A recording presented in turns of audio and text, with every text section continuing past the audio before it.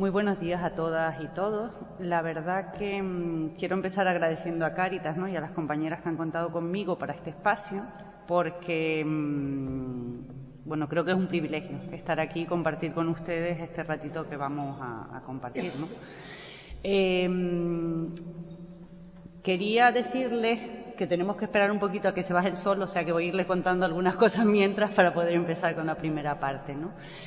Quería comentarles que la mayor parte de las cosas que vamos a hablar hoy, estoy segura que todas y todos ustedes ya las conocen o por lo menos las intuyen. Son cosas que estoy segura que desde su práctica pues hacen. Lo que pasa que este es un marco importante para ponerle el mismo nombre entre todas, ¿no?, y que podamos empezar a trabajar, como me comentaban las compañeras, desde un marco, desde un enfoque común, ¿no?, y dar un pasito más allá de nuestro trabajo, que es muy valioso, pero que parece, tal y como está el mundo, que no acaba de ser suficiente. No porque tengamos nosotros que arreglar el mundo, solas por lo menos, sino porque a lo mejor podemos aportar un granito de arena más, ¿vale?, o adaptarnos a lo que está pasando ahora.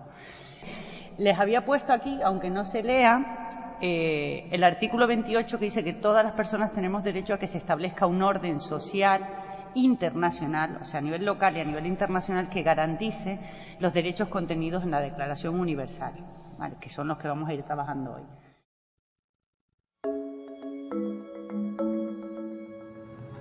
Human rights is, geez, that's a good question. Human rights. Well, that's a tough one. Wow. I don't even know how to give that a definition. I would probably have to do a little bit of homework or something. Any right that I think just as a normal, human, any... The rights that humans have?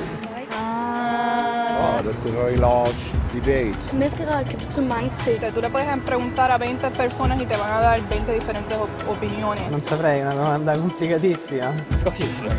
Yes, we just take them for granted that they're there, but we don't even consider what they are.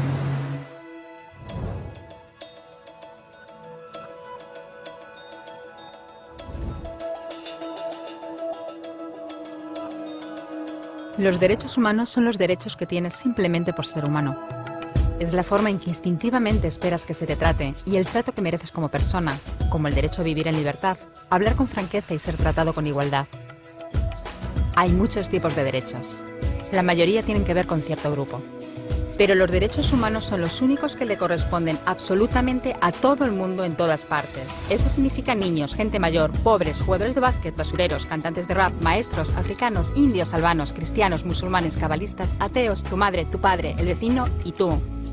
Todos tienen los mismos derechos humanos exactos. En otras palabras, son universales. Pero la cuestión sigue en pie. ¿Qué son? Name the human rights? What the human rights are? The right to live, equality between all peoples. Right to religion, the right to... Is there supposed to be a list somewhere I should be aware of? De acuerdo con las Naciones Unidas, hay un total de 30 derechos humanos, que generalmente se agrupan y se llaman simplemente derechos humanos. Se enumeran en la Declaración Universal de los Derechos Humanos, que es el documento sobre el tema más aceptado en el mundo. Pero llevó mucho tiempo para que llegaran. Al principio no había derechos humanos. Si estabas con la gente adecuada, estabas a salvo. Si no, no lo estabas. Pero entonces Ciro el Grande decidió cambiar todo eso. Tras conquistar Babilonia, hizo algo completamente revolucionario. Anunció que todos los esclavos podían irse en libertad. También dijo que la gente era libre de elegir su religión, sin importar de qué grupo fueran parte. Documentaron sus palabras en una tablilla de arcilla, conocida como el cilindro de Ciro, y así sin más nacieron los derechos humanos. La idea se extendió rápidamente, hasta Grecia, la India y al final hasta Roma. Se dieron cuenta de que la gente seguía de forma natural ciertas leyes, incluso aunque no se les dijera que las siguieran. Llamaron a esto derecho natural, pero siguió siendo pisoteado por quienes se encontraban en el poder. No fue hasta 1000 años más tarde en Inglaterra donde finalmente hicieron que el rey estuviera de acuerdo en que nadie podía invalidar los derechos de la gente, ni siquiera un rey. Los derechos de la gente fueron finalmente reconocidos y estaban ahora a salvo de los que estaban en el poder, hasta cierto punto. Todavía hizo falta que un grupo de rebeldes británicos declarara su independencia antes de que el rey entendiera que todos los hombres han sido creados iguales. Es decir, no es que a él le gustara la idea, sino que no pudo pararles, y así nació América. Los franceses siguieron inmediatamente con su propia revolución por sus propios derechos. Su lista era más larga e insistían en que esos derechos no eran solo inventados, eran naturales. El concepto romano de derecho natural se había convertido en derechos naturales. Por desgracia, no todo el mundo estaba tan entusiasmado. En Francia, un general llamado Napoleón decidió derrocar la nueva democracia francesa y se coronó a sí mismo emperador del mundo. Y casi tuvo éxito. Pero los países de Europa unieron fuerzas y lo derrotaron. Y los derechos humanos eran una vez más un tema candente. Se redactaron acuerdos internacionales garantizando ampliamente muchos derechos por toda Europa, pero solo a través de Europa. El resto del mundo de alguna forma todavía no cualificaba. En vez de eso fueron invadidos, conquistados y consumidos por los enormes imperios europeos. Pero entonces un joven abogado de la India decidió que ya había sido bastante. Se llamaba Mahatma Gandhi y frente a la violencia insistió en que toda la gente en la tierra tenía derechos. No solo en Europa. Al final, hasta los europeos empezaron a estar de acuerdo. Pero no iba a ser tan fácil. Habían estallado 2 guerras mundiales. Hitler exterminó a la mitad de la población judía de la Tierra en los horrorosos campos de muerte nazi. En total, 90 millones de personas habían muerto. Nunca los derechos humanos habían estado tan horriblemente cerca de la extinción. Y nunca había estado el mundo tan desesperado por un cambio. De forma que los países de la Tierra hicieron causa común y formaron las Naciones Unidas. Su propósito básico era reafirmar la fe en los derechos humanos fundamentales, en la dignidad y el valor de la persona humana. ¿Pero qué eran los derechos humanos? ¿Eran las proclamaciones de Ciro? ¿El derecho natural de Roma? ¿Las declaraciones de Francia? Todo el mundo parecía tener una idea ligeramente distinta de lo que deberían ser los derechos humanos. Pero bajo la supervisión de Eleanor Roosevelt, finalmente se pusieron de acuerdo en una serie de derechos para absolutamente todo el mundo. La Declaración Universal de Derechos Humanos. El concepto francés de los derechos naturales se había convertido finalmente en los derechos humanos. Así que, en resumen, al principio solo unos cuantos afortunados tenían derecho alguno, hasta que uno de ellos decidió, oye, otra gente también debería tener derechos, lo que fue estupendo, salvo que no todo el mundo estuvo de acuerdo. Y solo que llevó unos cuantos miles de años de lucha, declaraciones y más lucha hasta que finalmente todo el mundo estuvo de acuerdo en que los derechos humanos deberían ser para todos. Y vivieron felices y comieron perdices. Salvo que hay un pequeño problema.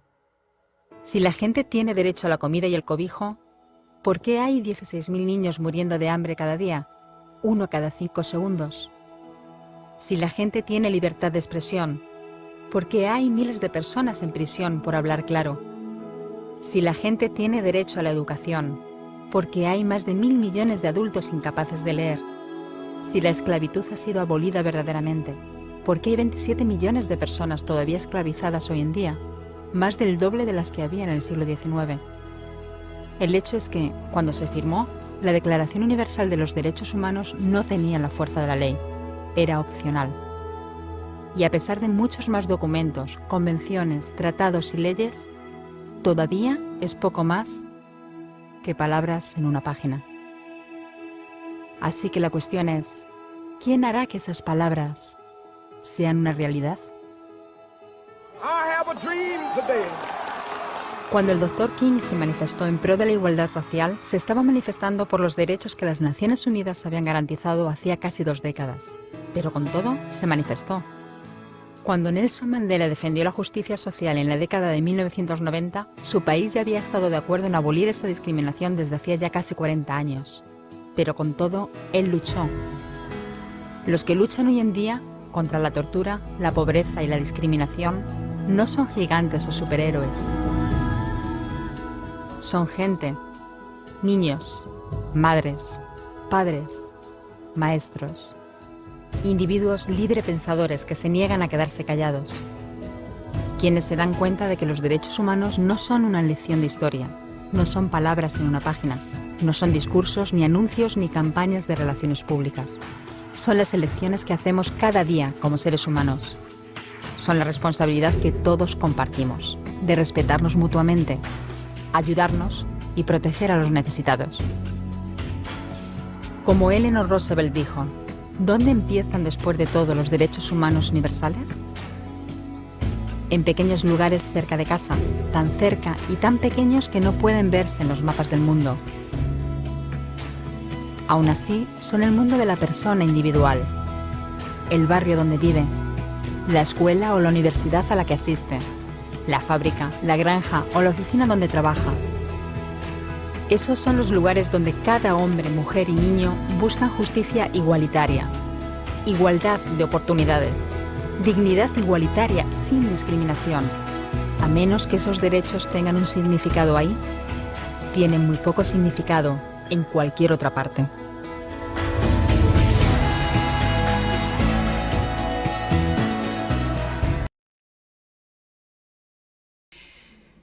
¿Les quedó claro qué es eso de los derechos humanos? ¿Alguien me puede decir qué son los derechos humanos?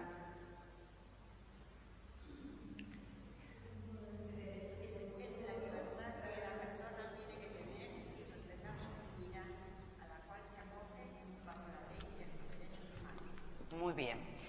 Efectivamente, para que nos quede claro, son las normas, es lo único que tenemos hoy, son unas normas jurídicas que además nos dan protección ante la ley y que regula esos 30 cositas que logró ponerse todo el planeta de acuerdo, o 180 países de acuerdo, que formaban parte de la dignidad humana, o que era lo que podía dar valor o lo que podía contribuir a que cada persona, si lo tiene, lleve una existencia digna, ¿no? Y una vida adecuada. Nos quedamos con eso. A ver, ahora empiezo yo con el baile este, a ver si no, ya fui para atrás, perdón. Vale. De los 30 derechos que se hablaban en el vídeo, el primero lo que dice es que todos los seres humanos nacen libres e iguales en dignidad y derechos, y dotados como están de razón y conciencia deben comportarse fraternalmente los unos con los otros. Yo siempre pongo esta viñeta que dice veo, ¿qué ves? Una persona, ¿de qué color? Y dice, ya empezamos, porque claro, eso de que todos somos iguales, luego enseguida es muy fácil que nos desvíen. ¿Qué otros derechos conocemos? En el vídeo salieron algunos. Vamos a ver si entre todas conseguimos por lo menos 15. A la sanidad.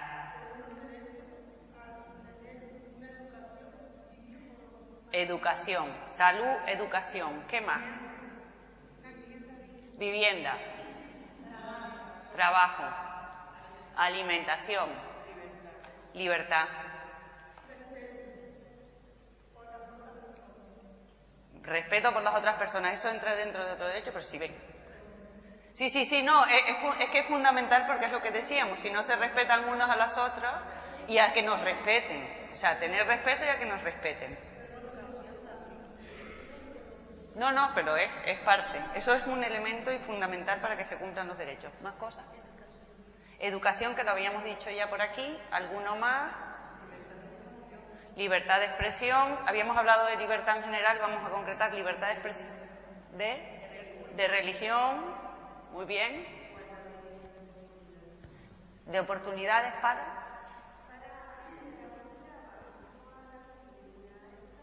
Efectivamente. Ese es un principio, que si no se da, no se cumplen los otros. Muy bien. ¿Qué otra cosa? Libertad de moverse. De libre circulación. ¿Más cosas? Alimentación, creo que teníamos también por aquí. Derecho al agua. ¿Alguno más? Trabajo digno, no sé si creo que lo habíamos dicho también. Sí. Bien. ¿Alguna cosa más? ¿Por atrás? ¿Algún derecho? A la no discriminación. Efectivamente. Exacto. ¿Algo más?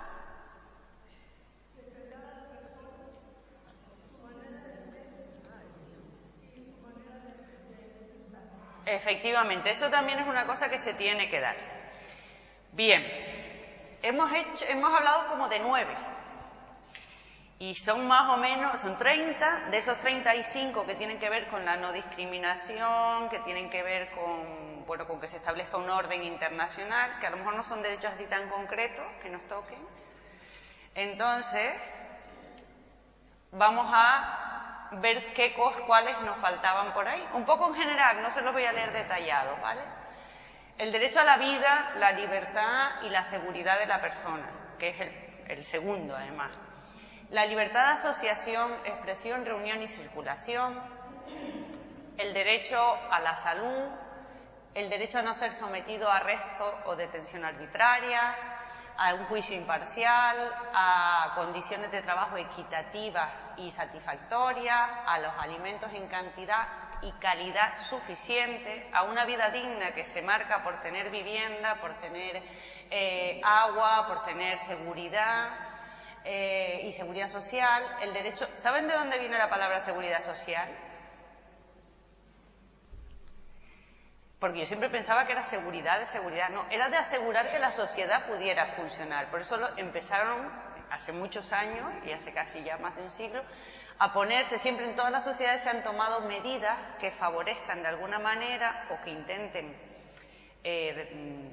mejorar las condiciones de los grupos más desfavorecidos, porque si eso no se da, la sociedad tiende a desaparecer.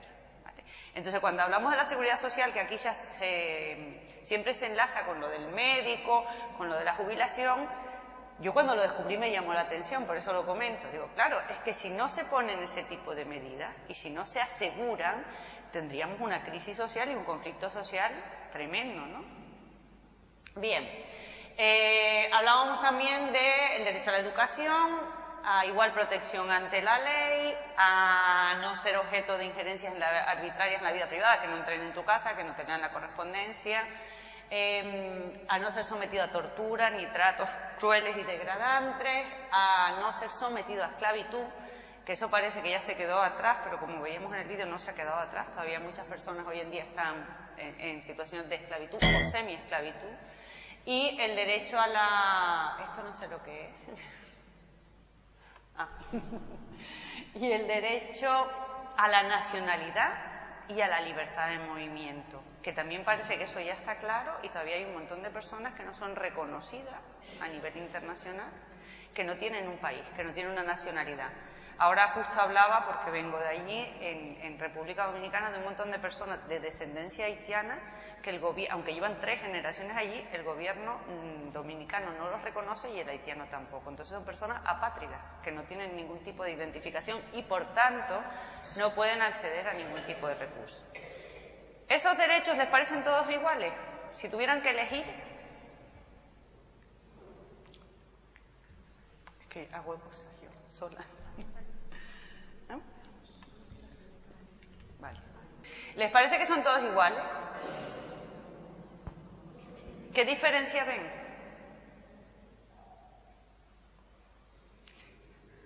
Si yo les digo que solo pueden tener 5 derechos, bueno, vamos a ver, solo pueden tener 2 derechos, ¿cuáles elegirían? A la vida y a la libertad. Vale. Todo el mundo coincide, más o menos, ¿no? ¿A la vida y a la libertad o hay alguien que elegiría otra cosa? Claro, porque el derecho a la vida está muy bien, pero ¿y cómo vamos a vivir?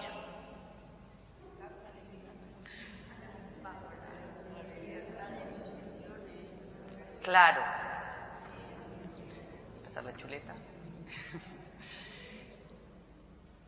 ¿Por qué les pregunto esto? Porque en realidad estos son las declaraciones, pero en la práctica, cuando se dijo que estas 30 cosas eran fundamentales para que cada persona pueda tener una existencia digna y una vida adecuada, se dijo, pero se quedó ahí, ya lo decía en el vídeo. Esto inicialmente fue una declaración de buenas intenciones, todos somos muy buenos, todos los países que firmaron 180 países, o sea, fue la mayor parte de la humanidad. Y se quedó ahí porque era muy difícil ponerse de acuerdo en otros puntos, porque ya interfiere pues, la cultura, la religión, otras cuestiones, ¿vale? Pero se quedó en una declaración de intenciones. Como la declaración de intenciones no era suficiente, poquito a poco se empezó a regular en cada país la obligación de cumplir estos derechos. ¿Vale? Pero esta obligación no se hizo para todos, ¿no? De repente no se hicieron las constituciones, los 30 derechos ya tienen una ley que obliga a que se cumplan o que obliga a poner recursos para que se cumplan. Eso no funciona así. Los primeros derechos que se empezaron a regular y que de hecho están regulados en casi todo el mundo son los que se llaman derechos civiles y políticos. Yo no sé si alguna vez escucharon hablar de derechos de primera generación y segunda generación. Pero bueno, los civiles y políticos son esos derechos que tienen que ver con la libertad, con la ciudadanía. El derecho al voto, el derecho a la libre circulación, el derecho a la asociación. Esos que parece que cuestan menos dinero y que es más fácil entonces pues poner en marcha. De hecho, les digo, son los que están más avanzados. Pero no porque sean más importantes, porque si tienes todo eso y no comes, pues no sé si nos va a servir de mucho. Por otra parte, hay un segundo grupo que les digo siempre con la misma importancia, que se llaman derechos económicos, sociales y culturales, que son todos estos y algunos más que tenemos aquí, y que son los que Cáritas ha incorporado, creo, en su plan estratégico, por lo que he visto, para intentar continuar con su trabajo de buscar un mundo más justo, pero a lo mejor de una manera que podamos avanzar un poquito más, ¿no? Entonces, esos derechos económicos, sociales y culturales son educación, salud, vivienda, trabajo, servicios sociales, agua, el derecho a la familia, a la protección de la familia, también entra, el derecho a acceder a la cultura y a beneficiarse de los adelantos científicos. Vale. Eso, como les decía, eran los 30, y ya voy a ir avanzando. Pero esos derechos muchas veces se quedaban definidos de una manera muy vaga, muy amplia, ¿no? Que tú dices derecho a la salud, pero ¿qué es eso, no? Entonces, luego se fue concretando. ¿Por qué? Porque los derechos en algunos países, también lo decía el vídeo, sí que se han avanzado, por ejemplo en Europa y a lo mejor en Estados Unidos, pero otros muchos países seguían sin tenerlos integrados, sin tenerlos incorporados, con grandes bolsas de pobreza, con grandes bolsas de exclusión y con una desigualdad tremenda, ¿no? Con conflictos y demás. Entonces,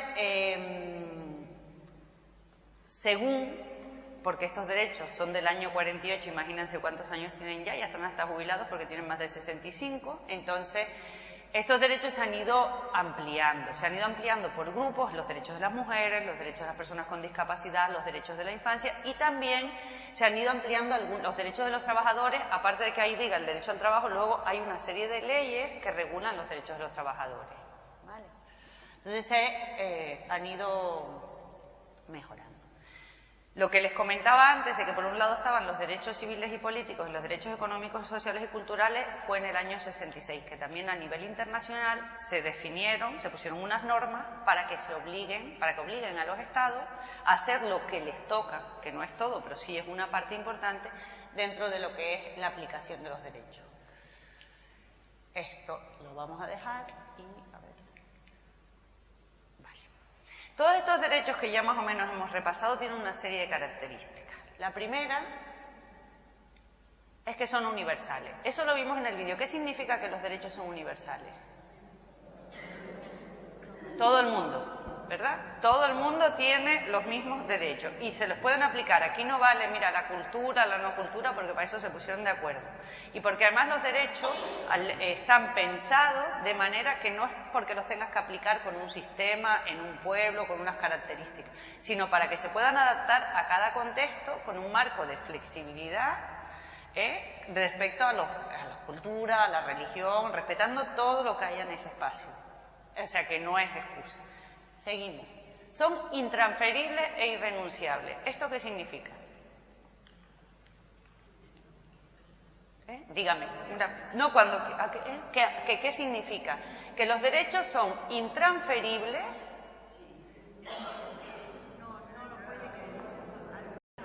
Exacto.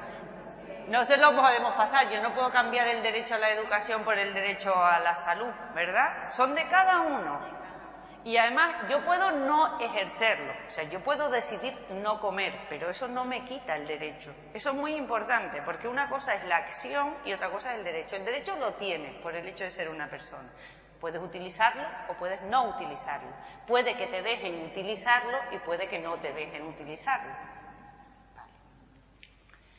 Progresivo. ¿Qué quiere decir esto? Que como esto es tan amplio, aquí no puede... A ver, hay que hacer un esfuerzo importante porque se cumplan un poquito los 30 derechos más que porque se cumpla uno mucho y los otros 29 no se cumplan, ¿vale? Y eso se regula en una serie de documentos que se elaboran a nivel internacional y que los estados tienen y que se comprometen, que son lo que se llaman los pactos. Cuando se comprometen ya sí tienen una obligación, otra cosa es que la cumplan, que ya lo vamos a ir hablando.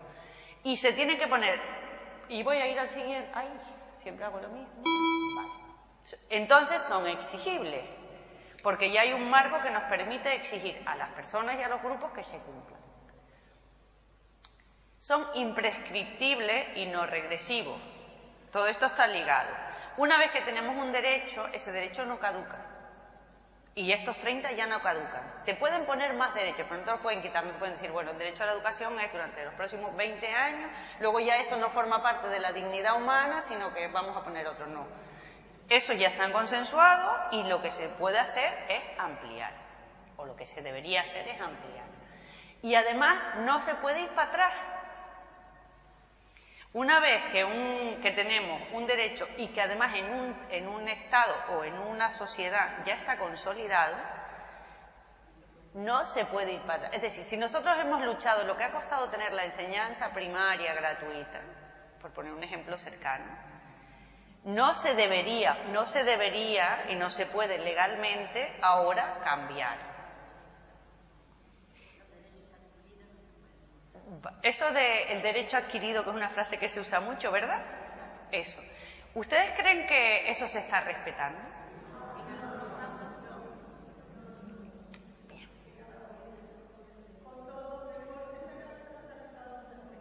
Exactamente. Y además, que era lo que hablábamos al principio, son indivisibles e interdependientes. Entonces, no tiene mucho sentido...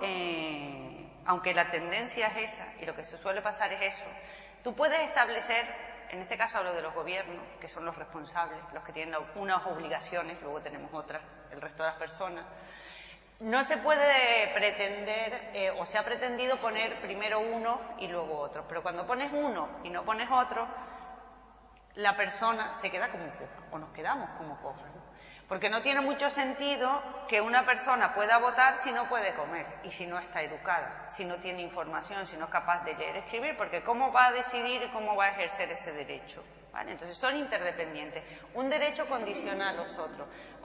No quiero decir que no haya los que no se pueda hacer, que no... A ver, es mejor que se haga así que no se haga, está claro. Pero sí es verdad que lo ideal es que todo...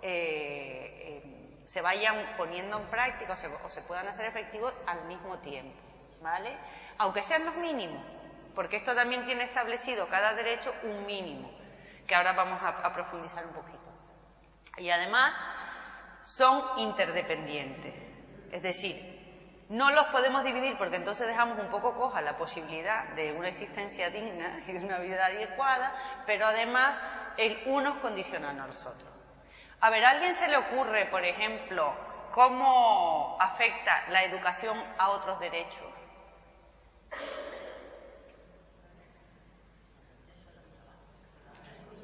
Claro, el acceso a los trabajos. ¿A qué otro derecho tenemos? Al trabajo seguro. ¿La educación a qué más? A la libertad de expresión. A la dignidad de la persona. Claro.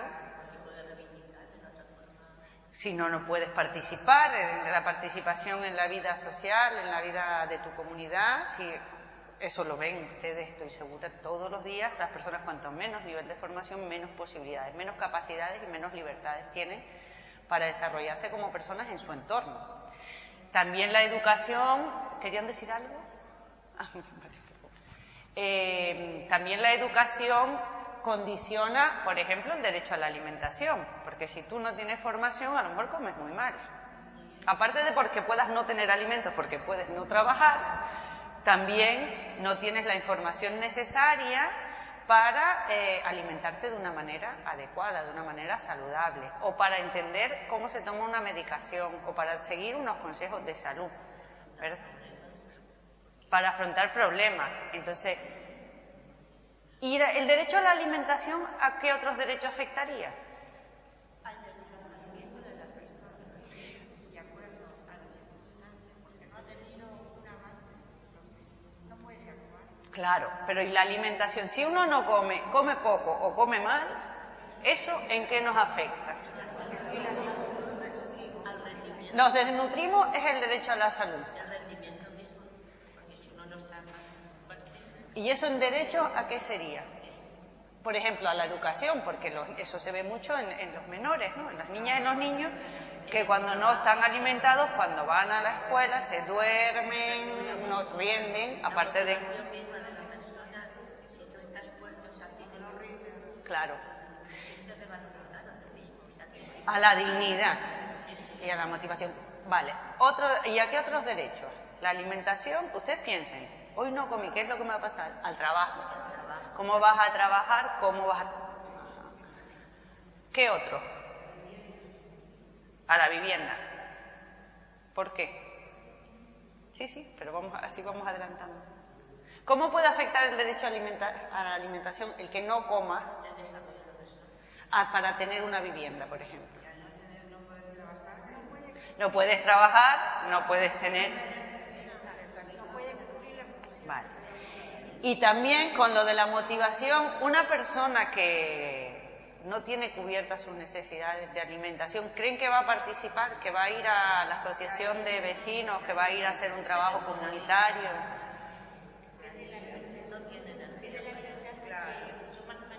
Son más manipulables. Cuando te tienes que centrar en cosas tan básicas, todo lo que a nosotros nos parece, el ocio, como que disfrute de una vida cultural o de tiempo libre, ¿verdad? Bueno, lo van viendo, los veo muy avanzados. Entonces, aquí les ponía pues estos ejemplos que acabamos de ver. Por un lado, el derecho a la alimentación, si lo ven, yo no sé por qué me salen cosas, de verdad. El derecho a la alimentación condiciona esto que hemos dicho, la educación, la salud, la vivienda, el trabajo, la participación, pero también para que se cumpla el derecho a la alimentación, por eso el de la derecha tiene la flechita hacia adentro, necesitamos los otros derechos. ¿Por qué? Porque si no tenemos salud, la alimentación se va a ver afectada. Y se va a ver afectada o porque no podemos trabajar, o se va a ver afectada porque no puedo comer en un momento determinado por un problema, por una enfermedad. El derecho a la educación también, como les decía, afecta al derecho a la alimentación porque comer de una manera o comer de otra, comer mejor, saber manejarte con el presupuesto para alimentarte, aunque sea con recursos limitados, tiene que ver con la educación. El derecho al agua. Si no tenemos agua, lo de la alimentación ya... Claro. O el derecho al trabajo. Si no trabajamos, ¿cómo vamos a comer? Entonces, ven lo de interdependencia y indivisibilidad, ¿verdad? Hay que intentar que sean todos, aunque cuando hay que priorizar, se prioriza.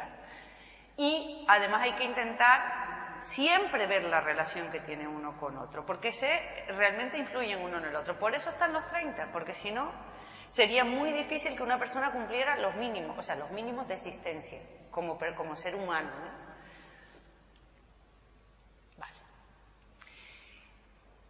Vamos a hablar, les dije que habían dos grupos, si se acuerdan, los civiles y políticos, que tienen más que ver con las libertades y con la ciudadanía, pero como creo que desde Cáritas y desde la mayor parte de las organizaciones trabajamos más los derechos económicos, sociales y culturales, me ha parecido interesante que profundicemos un poquito en cada grupo de derechos, ¿vale? Simplemente un poquito, para que ustedes cuando ahora vayan y vuelvan a su labor cotidiana, puedan empezar a mirar también en este término las personas que no lo hacen, que seguro que muchos ya la están haciendo, o con estos términos. Es verdad que si los derechos económicos, sociales y culturales se hicieran efectivos, estaríamos en un orden social diferente. O sea, no viviríamos en una sociedad desigual, simplemente viviríamos en una sociedad que sería mucho más justa, con menos conflictos, con más armonía, porque los derechos económicos, sociales y culturales afectan a una parte importante de la población. Por eso también es más difícil y requieren más inversión. También son el origen de muchas tensiones. Cuando la gente está en unas condiciones tan extremas de vida, que no come, que se mueren sus hijos, y estoy hablando de fuera, pero aquí estamos viendo situaciones tremendas para lo que había hace 10 años, estoy segura. Bueno, estoy segura y lo sé, pero... Entonces, cuando la gente está en unas situaciones tan extremas, el nivel de tensión, creo que eso lo saben ustedes mucho mejor que yo, además, y lo podrían explicar mucho mejor, va en aumento. Y la tensión va escalando niveles. Primero empieza con el de al lado, luego sigue. Y si no hay más tensión, yo creo ahora mismo es porque hay mucha gente que está trabajando, ¿verdad?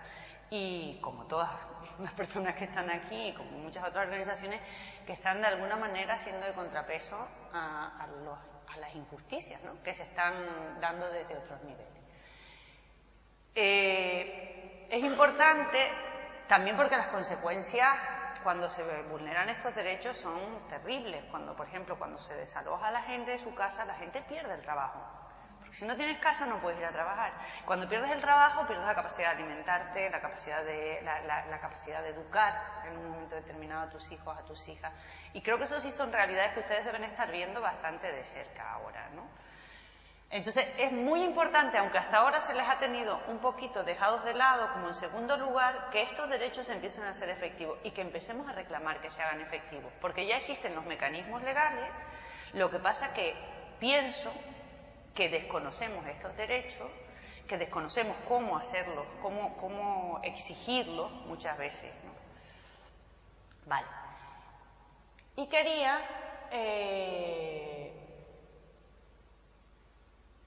que profundizáramos un poquito, porque sobre todo para el ejercicio y para la reflexión posterior, en qué significan cada uno de los derechos económicos, sociales y culturales. Cuando estamos hablando, y voy a hablar de los mínimos, ¿vale? Cada uno de estos derechos, por si alguna persona tiene curiosidad, tiene una cosa que se llama observación, es un documento donde está detalladito al mínimo cómo es el derecho, quién tiene que hacer qué con respecto a ese derecho, cuándo se está vulnerando ese derecho, si hay grupos de protección especial. Bueno, te lo cuenta todo, pero vamos al detalle. Eso fue necesario para que las legislaciones de cada país empezaran a desarrollar normas que protegieran los derechos. El derecho a la educación, por ejemplo, cuando hablamos del derecho a la educación, ¿ustedes qué piensan? ¿Qué es eso? Hay que ir a la escuela, vale, pero a la escuela ¿cuánto tiempo? Eso está muy bien, efectivamente. Tienes que poder ir a la escuela, ¿cuánto tiempo? Claro, muy bien. ¿Alguna otra cosa más que se les ocurra con lo del derecho a la educación?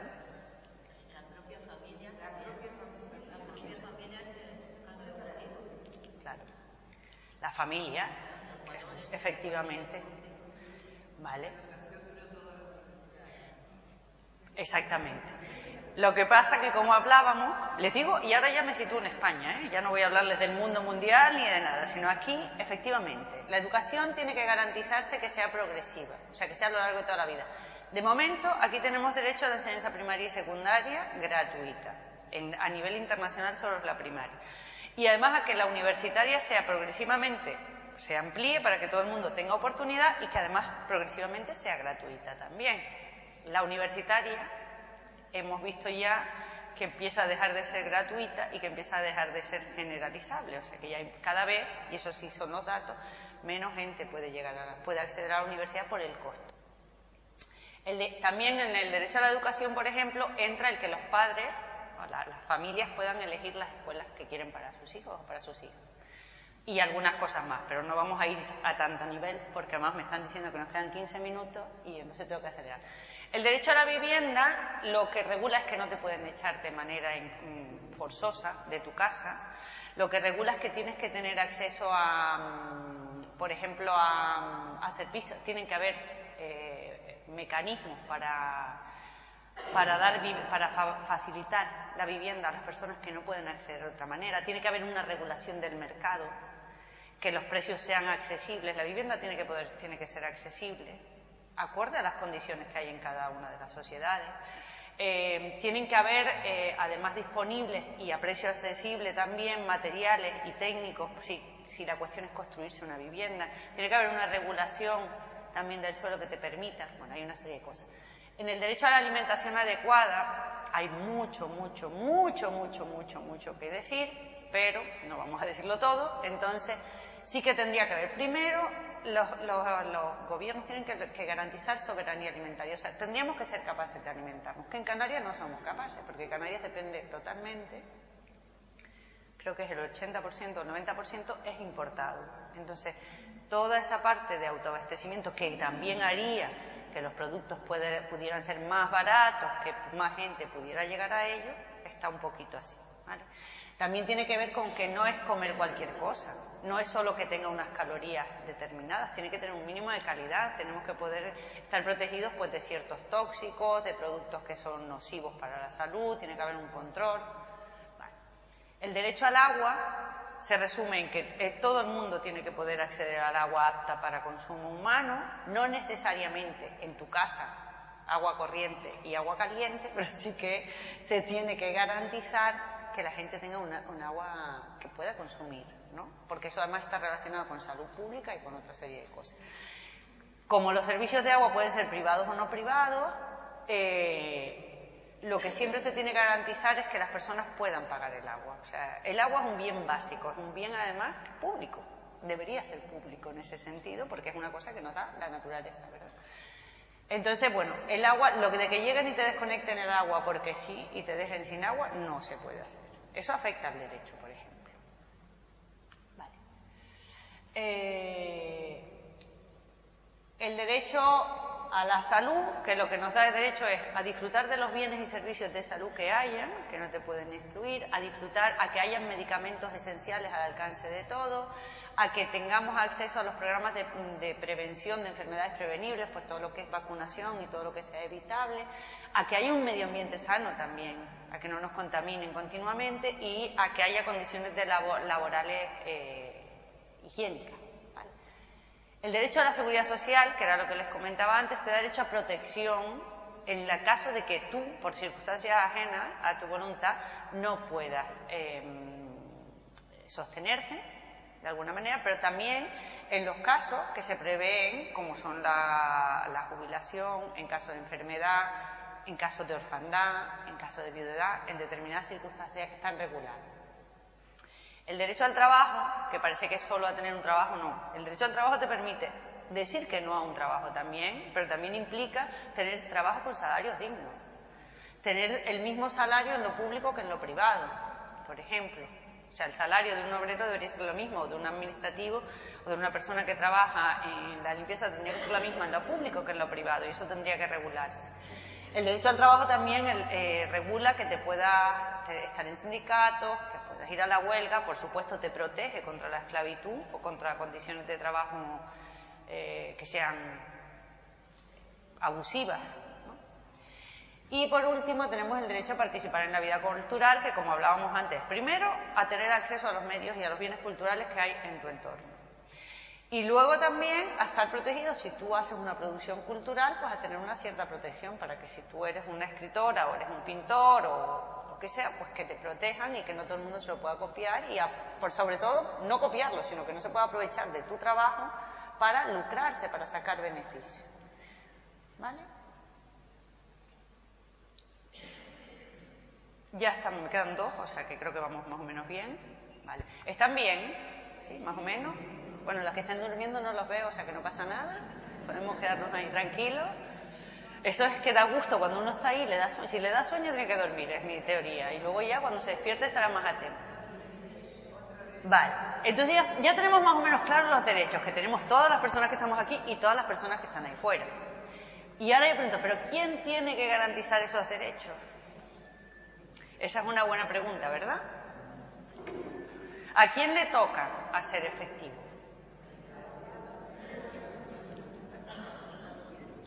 Claro. A ver, hay tres niveles.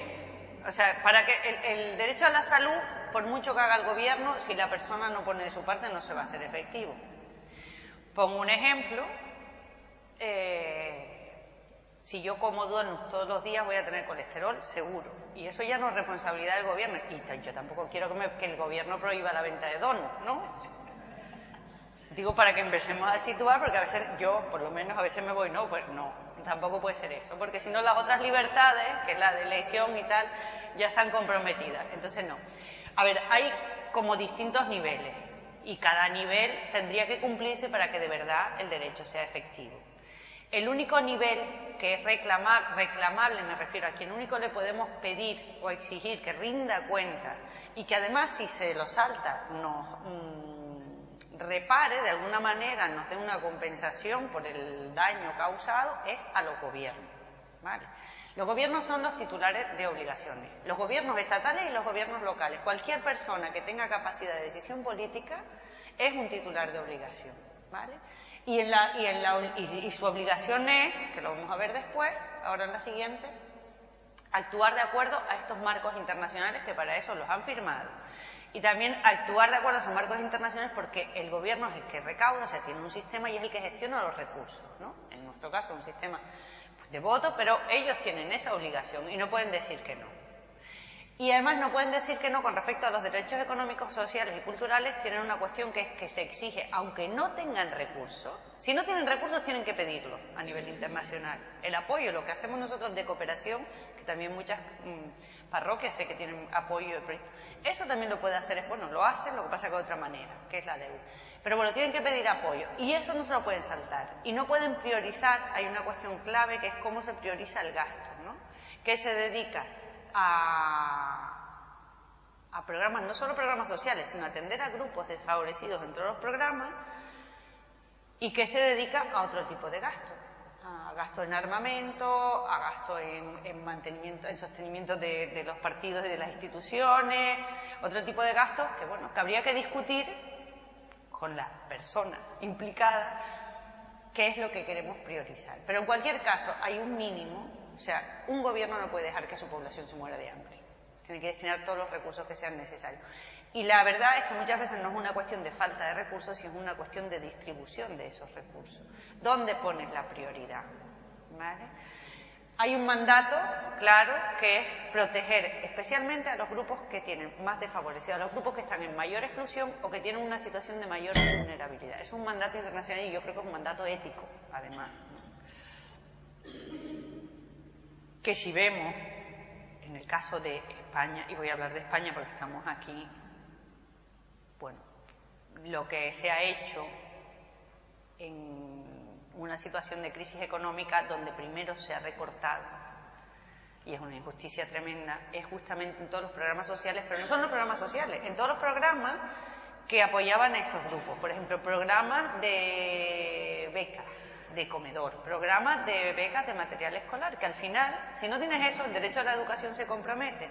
Y quien se le va a ver comprometido a las personas que están en una situación pues mucho más límite, una situación mucho más delicada, más precaria, ¿verdad? Vale. Entonces tenemos los gobiernos y los estados que ya sabemos que son los que les tenemos que pedir. Luego hay un grupo de personas y organizaciones que tenemos responsabilidad.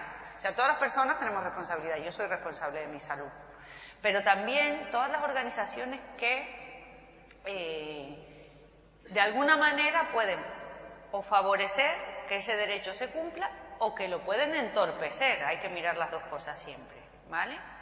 Entonces, Médicos del Mundo, por ejemplo, trabaja por el derecho a la salud y en la medida que es una organización que trabaja por el derecho a la salud y que ha asumido ciertos compromisos, es responsable. Y es responsable pues con las personas con las que trabaja y también es responsable de exigir lo que no le toca, ¿vale? Que es lo que tiene que hacer lo que se compromete como organización, pero también tiene que exigir lo que le toca, pues por ejemplo, al gobierno, a los gobiernos locales, o en este caso, pues al área de salud. Las familias son responsables, porque si un padre o una madre no manda a sus hijas o a sus hijos al colegio, está interfiriendo en el derecho, ¿vale? O si no los lleva al médico, o si no deja que su esposa o su pareja o su compañera pues vaya a clase por la tarde. Bueno, en un momento determinado con adultos no se mide mucho, pero también hay que mirarlo porque eso se está dando, ¿vale? No se puede dejar de lado.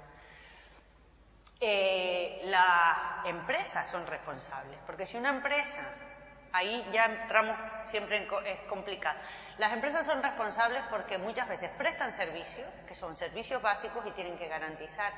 Por ejemplo, las empresas de educación o las empresas de salud tienen que garantizar los servicios con la misma calidad y con los mismos requisitos con los mismos criterios que se tienen con los servicios públicos, ¿no? Y no puede discriminar, por ejemplo. Y eso, claro, después lo tiene que vigilar quien le toca vigilar. Pero sí que las empresas tienen o si suben mucho los precios, también están teniendo una responsabilidad. Por ejemplo, los precios de los medicamentos, los precios de los alimentos, en un momento determinado. Vale. Y nosotros, como organizaciones, Cáritas, Médicos del Mundo, somos titulares de responsabilidad con respecto a los derechos que trabajamos con las poblaciones con las que trabajamos. ¿Vale? Y luego todas las personas somos titulares de derechos. Pero digamos que el foco hay que ponerlo en la responsabilidad y en la obligación. A ver qué es lo que tiene, yo creo que ahí es donde es más complicado ver qué es lo que tiene que hacer cada parte. Bueno, puede hacer muchas cosas, pero sin complicarse. ¿Entiendes? Quedan dos, ahora sí. Vamos bien, vale. Entonces, voy a centrarme en el Estado, porque creo que es lo que menos, a lo mejor nos queda más lejos, y porque además es lo que está más definido y lo que podemos exigir, insisto. Porque bueno, a una organización le puedes exigir, pero la organización puede pasar de ti y nos quedamos tan tranquilos. O sea, no pasa nada, la verdad es que no pasa nada, es una cuestión de responsabilidad. El Estado tiene obligación, como les decía, de cubrir como mínimo por lo menos esos mínimos establecidos, el contenido mínimo de los derechos. Y tiene que hacerlo de tres maneras. Tiene que garantizarlo, o sea, tiene que hacer efectivo el derecho. Y para eso tiene dos patas más. Una es facilitando tiene que desarrollar todas las leyes que sean necesarias para que eso se aplique, tiene que poner mecanismos para que los servicios que sean necesarios estén al alcance de la población. No tiene que ponerlos todos, no tienen por qué ser servicios públicos, pero tiene que facilitar y controlar los servicios que no dependan de ellos directamente. Es decir, cuando en España empezó la educación pública y gratuita, la primaria, que yo me acuerdo,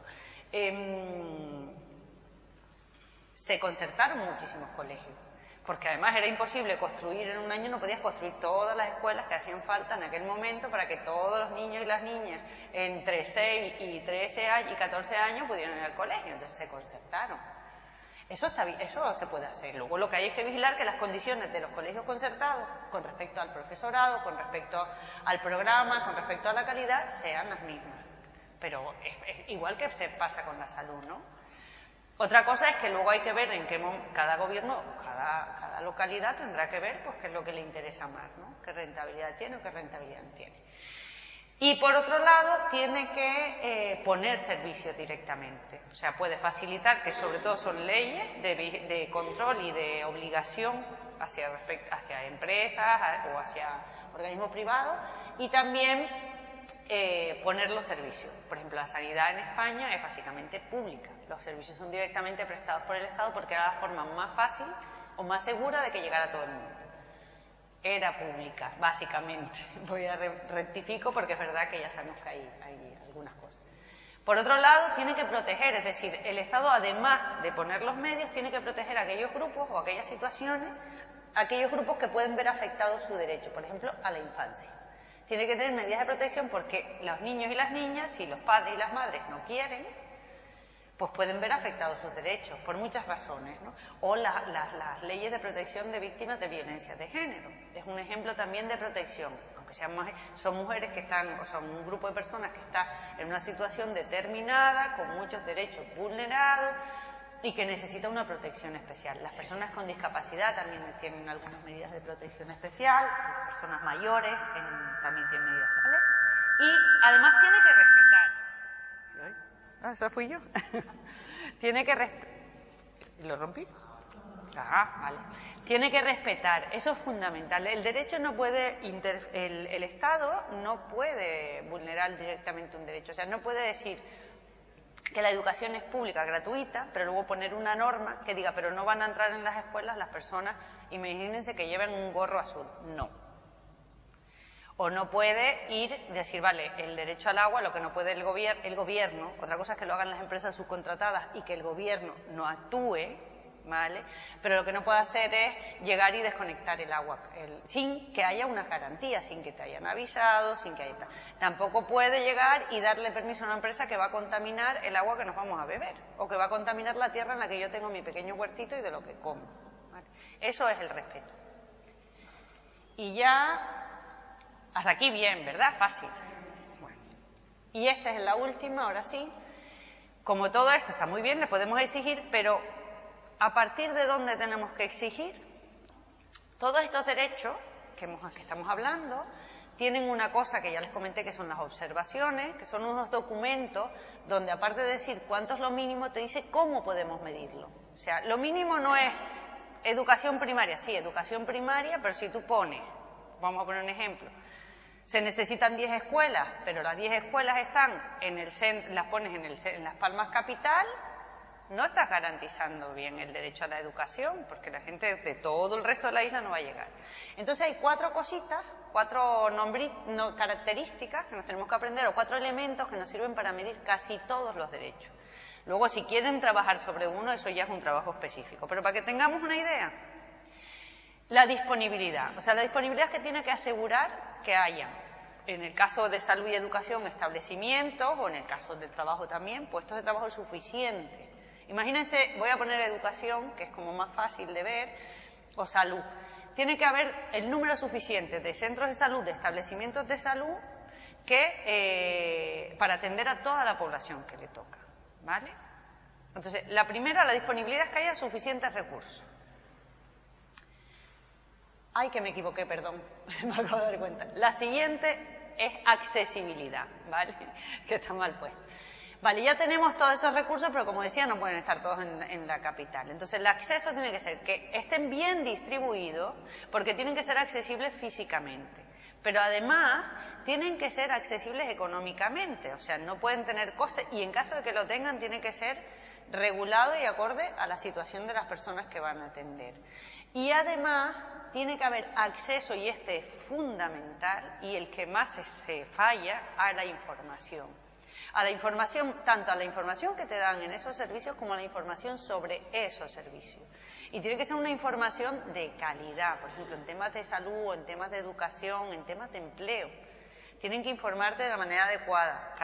Tiene que ser una información de calidad y tiene que ser una información contrastable y que sea verídica, ¿no? Que sea cierta. Que no te cuenten, que no te den una información a medias, que luego te confunde y te va a poner en una situación peor. La aceptabilidad es que todos estos servicios tienen que ser aceptables desde el punto de vista cultural. Si trabajáramos con distintas culturas, por ejemplo, no nos van a poner colegios en inglés a nosotros, ¿no? No van a llegar así, por ponerles un ejemplo al revés.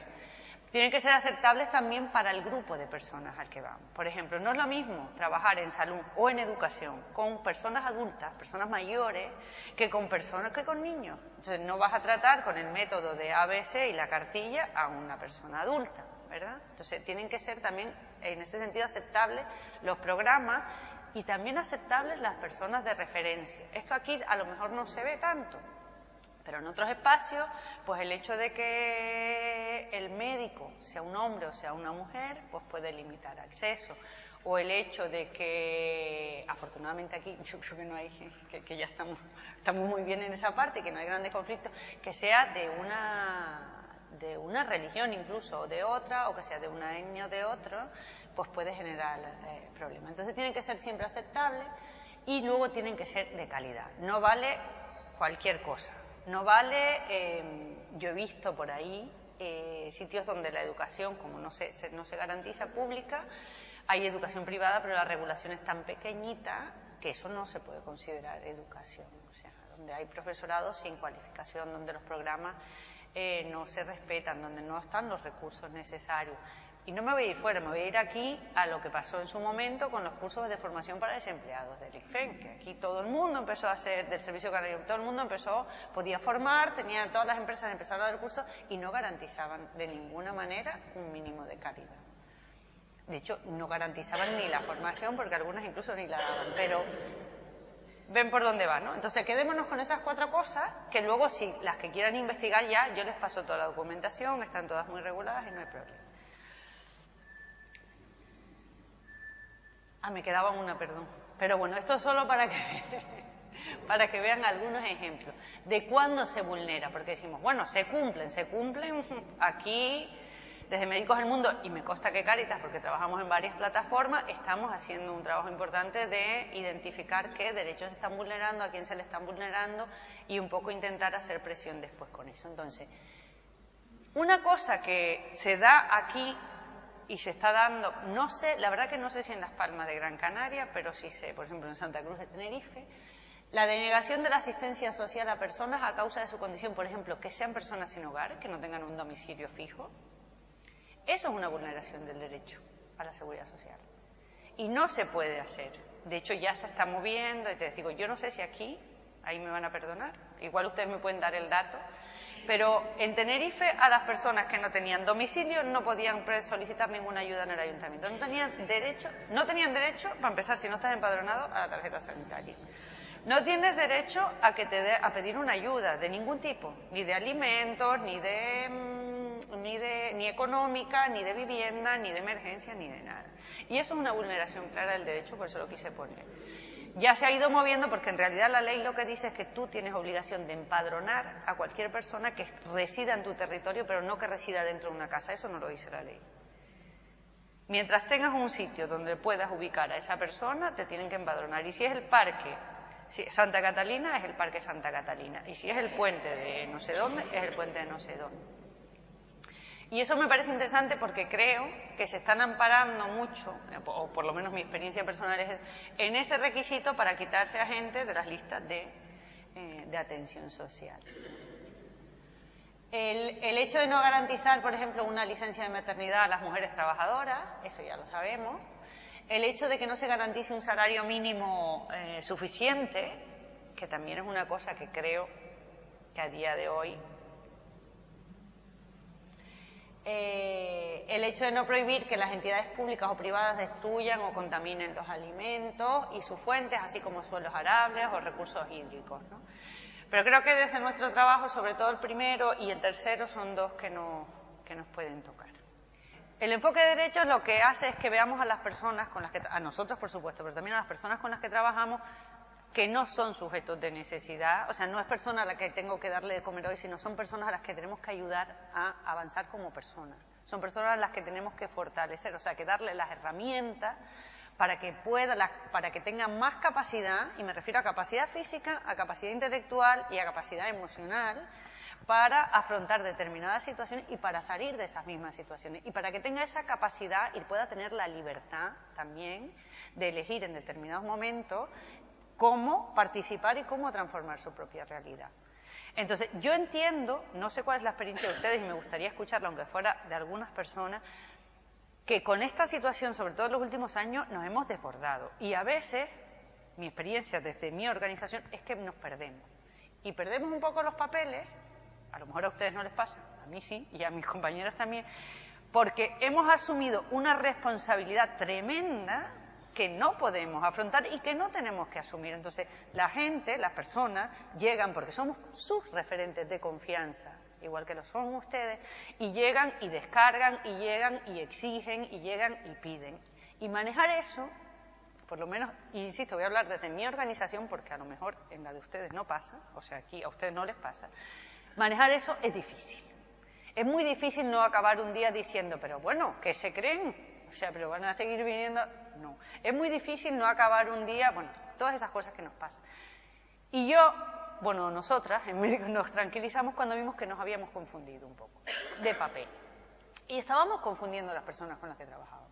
Porque nosotros habíamos asumido algo, no como responsabilidad, sino ya como obligación. Aunque lo hiciéramos como responsabilidad, las personas acabaron asumiendo que era nuestra obligación darles determinados servicios. Y eso también fue una cosa que tuvo que revisar la organización. No es que no demos los servicios, pero hay que estar bien situados. Entonces, lo primero, y eso es una clave, es informar. O sea, tenemos que tener claro nosotros cuál es nuestro papel, qué es lo que queremos hacer, qué es lo que podemos hacer, además, ¿no? Y también relacionarnos con las personas con las que trabajamos en la medida que, con esa claridad. ¿no? Con esa claridad de, mira, es tu derecho, te explicamos tu derecho. Nosotros estamos aquí en este lugar y podemos apoyar ese derecho de esta manera, pero realmente los mecanismos son este y este. Pues tienes que ir aquí y lo que le toca a él, ¿no? Y hasta dónde no va a llegar ni la organización ni el gobierno, porque tiene que ver con su parte personal. También tenemos que revisar qué podemos ofrecer para que esas personas se hagan, yo creo que eso lo hablaron bastante ayer, cómo acompañar, cómo hacerlas mejor en su desarrollo y sus capacidades como persona, ¿no? Creo que eso ya lo tienen bastante. Entonces, para mí, trabajar desde el enfoque de derechos tiene dos justificaciones. Una es desde el punto de vista ético. No creo que haya nadie aquí dentro que me diga que eso que hemos hablado hoy, esos principios tan básicos o esos derechos tan fundamentales, no es justo que los tenga toda la humanidad. Creo, ¿no? Entonces, éticamente para mí es una situación ideal. Habrá otras ideales, yo hablo desde mí.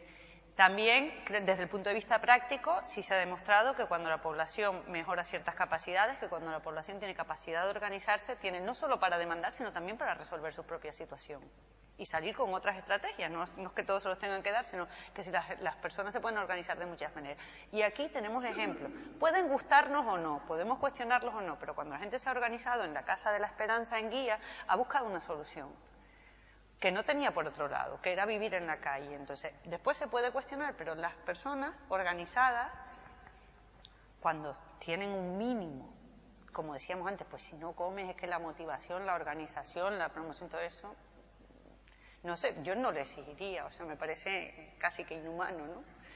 Pero bueno, cuando partes cuando ya tienes unos mínimos cubiertos, tendríamos que trabajar un poquito más allá.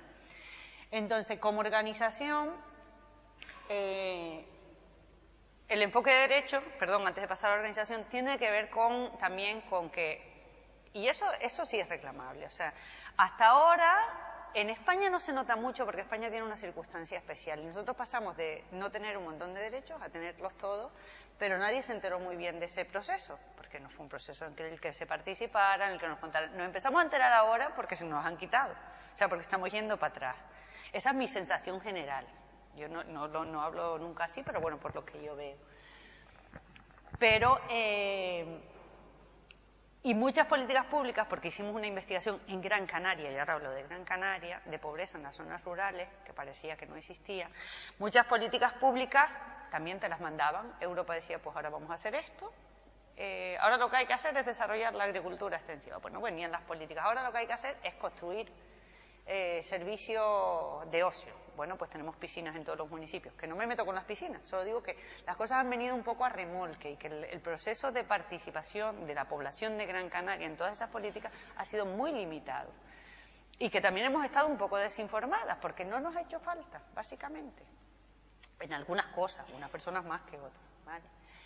Entonces, las políticas tienen que pensar también en esa clave. Entonces, cuando ponen programas asistenciales que duran 6 meses, me van a disculpar esta licencia, que duran 6 meses, que tardan 1 año y medio en dársela, como son las famosas, yo no soy trabajadora social, o sea, pero las PSI, cuando tú estás poniendo una política, primero que no la has pensado, no sabes ni a cuánta población se la tienes que dar, que además la pones para un periodo de tiempo con unos requisitos que todo lo que el tiempo y la energía que tienes que invertir en eso, si pasa ese proceso de verdad, ya me parece que tienes un mérito increíble. Cuando ya estás en una situación, digo, de desventaja importante, ¿no? Entonces, otra cosa que se ha confundido, que es por practicidad, es que se van destinando los recursos, como decíamos, no solo a las personas que ya están más favorecidas, sino también que se van concentrando. Por eso fue lo de la investigación fue en las zonas rurales. Claro, es que al final no podemos hablar de que, como tú decías que a veces hay situaciones de pobreza sobrevenidas, digamos, ¿no? Cuando no hay vulneración de los derechos humanos, mi experiencia es que esas situaciones de pobreza se superan rápidamente. Tú puedes estar en una situación de pobreza transitoria porque se te vino una inundación y se te llevó la casa, pero la gente que no era pobre no sigue pobre, en general. Los que eran pobres siguen pobres o son más pobres todavía. Y eso también, como yo siempre me quedo tranquila con lo de que la gente se dedica a estudiar estas cosas y no son cosas que diga yo, porque bueno, yo tengo experiencias más chiquititas, ¿vale? Entonces, por ir resumiendo, porque si no me voy a liar. Tenemos unos derechos, tenemos unos marcos normativos que sí que permiten que se exijan esos derechos. En unos sitios se aplican más y en otros se aplican menos. Para que esos derechos, esos marcos normativos regulan sobre todo a los gobiernos, a los estados, que son los principales responsables de que esos derechos se hagan efectivos, porque han firmado y porque no se olviden, son los que gestionan los recursos, que generamos entre todos, porque todas y todos pagamos impuestos, y todas aportamos nuestro granito al desarrollo de la sociedad. Pero eso, quien lo distribuye y quien lo organiza son los gobiernos, entonces los locales y los estatales. Entonces ellos son responsables también de hacer que esa redistribución vaya orientada a que los derechos humanos se cumplan, estos que hemos hablado, los económicos, los sociales y los culturales, los otros también, pero estos se cumplen menos. Tienen que además encargarse de que, puestos a que no haya para todos, tiene que haber primero para los que menos tienen. Y eso es una cosa que también tenemos que cambiar nosotras.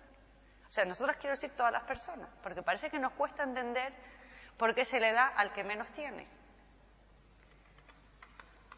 Parece, yo creo que habrá de todo en este mundo, pero bueno, a mí me cuesta también, o sea que no, yo siempre hablo incluyéndome en las que no entendemos, pero sí que es verdad que tendría que priorizarse, y eso no se hace.